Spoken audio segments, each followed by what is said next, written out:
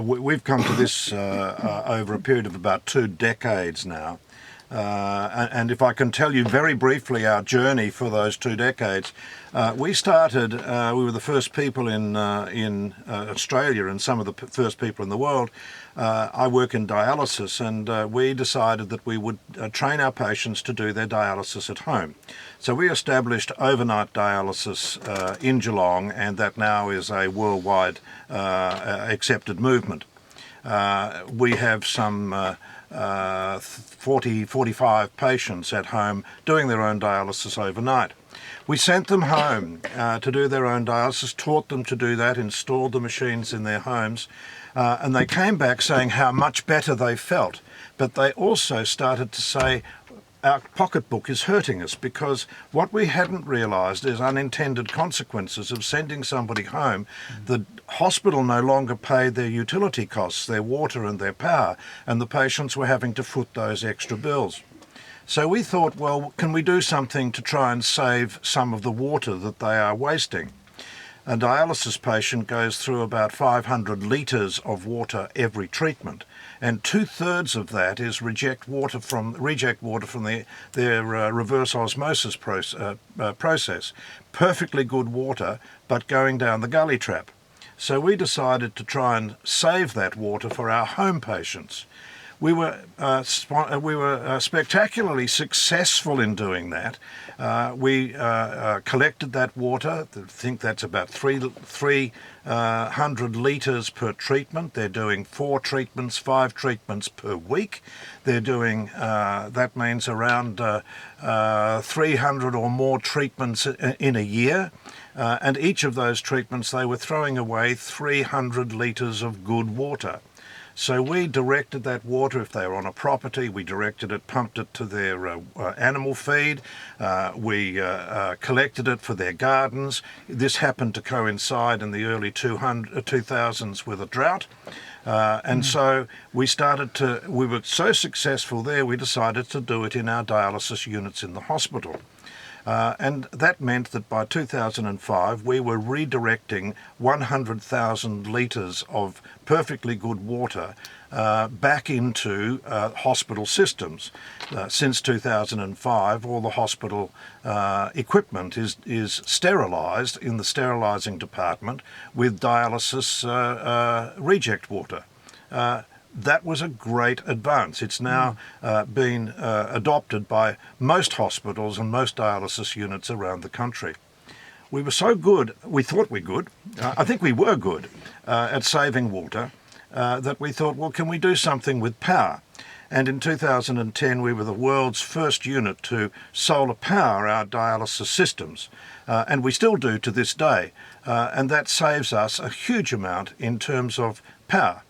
So our dialysis home training unit is now powered by the sun.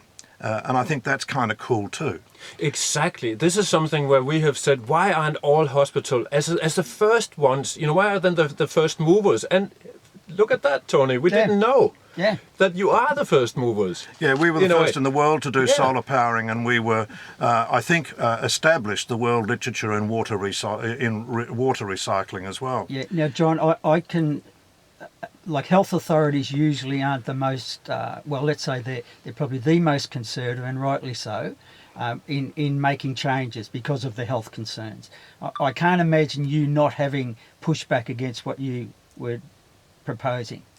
Not a great deal indeed. Okay. In terms of water and power. There has been some pushback against what we are doing in waste, because we moved from water, successful. We moved to solar power, successful. So if we can do that with water and power, what can we do with waste?